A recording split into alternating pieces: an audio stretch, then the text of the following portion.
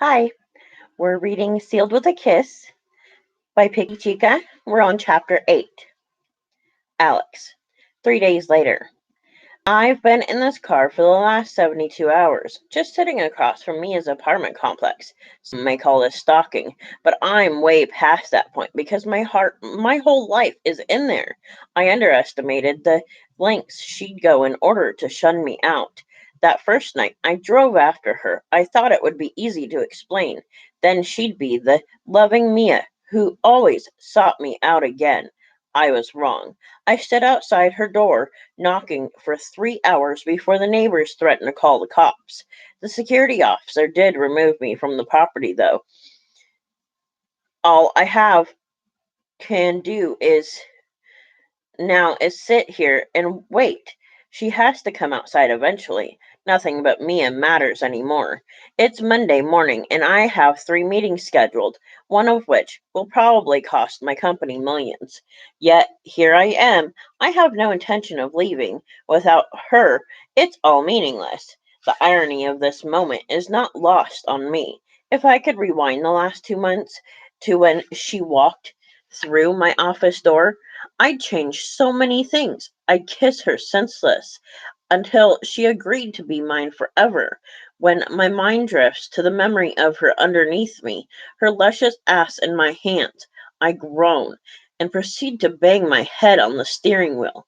I don't know how many minutes pass of me continuously trying to split my head open, but a tap on the window startles me. Disbelief hits me when I see Mia. I try to open the door twice before finally accomplishing it and standing in front of her. All I want to do is hold her, kiss her, and beg her to forgive me. Her face is swollen and her eyes are bloodshot red, with dark circles under her eyes, breaking a bit more of my heart.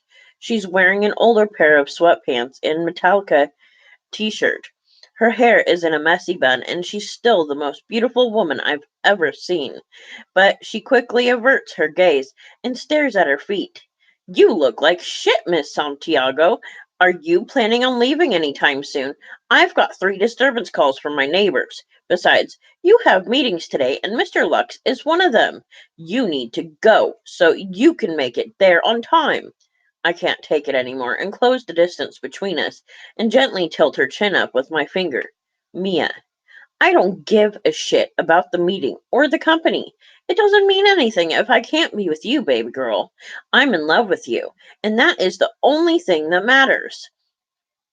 I press my forehead to hers and hold her so tight because I fear if I don't, she'll run away again.